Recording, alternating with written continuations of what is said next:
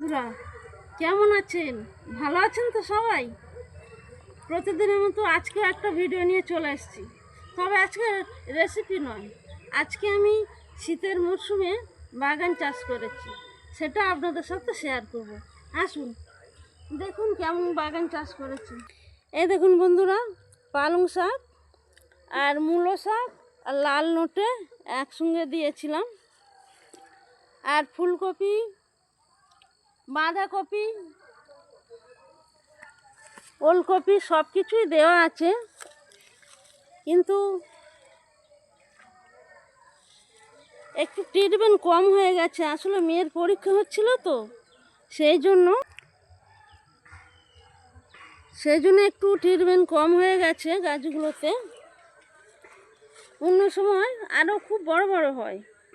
এইদিকে বিন গাছ আছে,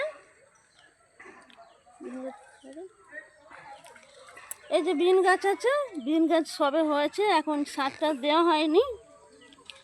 এইগুলো দেখছেন কেমন বিন গাছ ফুটেছে।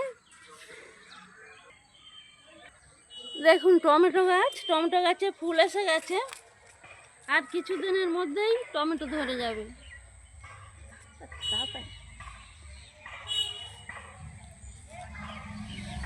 দেখছেন কেমন ফুল এসে গেছে, এবার টমেটো ধরবে।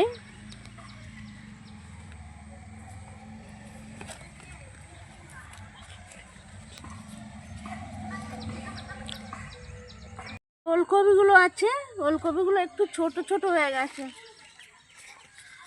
অন্য বছর খুব বড় বড় হয় ওলকপি, এবছর একটু ট্রিটমেন্ট কম হয়ে গেছে বলে একটু ছোট ছোট হয়ে গেছে।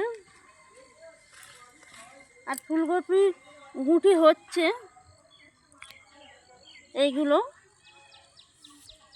আর ঢেঁড়স গাছে একটু একটু ফুল ধরেছে, ঢেঁড়স গাছও হবে। এগুলো ঢেঁড়সগুলো আমি বসাইনি, দানা পড়ে হয়েছে, হাইব্রিড ঢেঁড়স। এই টমেটো গাছ কিছু দেওয়া হয়েছে। এই কোটা টমেটো গাছে এত টমেটো হয়, আমি খেতে পারি না, লোককে দিয়ে দিতে হয়।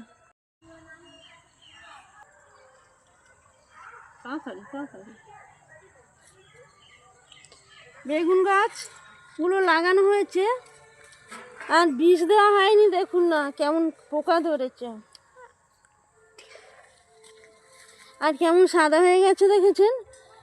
বীজ দেওয়া হয়নি বলে। আর এই বেগুন গাছগুলো একটু ভালো হয়েছে, বীজ দেওয়া হয়নি তো। এখন তো বীজ সার ছাড়া কিছুই হয় না। আর এই মূলো গাছগুলো হয়েছে সুন্দর, বড় বড় মূলো হয়ে গেছে। আর মূলো শাক দারুণ লাগে খেতে, মূলো ভাজা। মূলোর প্রচুর রেসিপি করা যায়, যদিও আমি কোনো দিন রেসিপি আপনাদের সাথে শেয়ার করিনি। মূলো দিয়ে করব একদিন শেয়ার।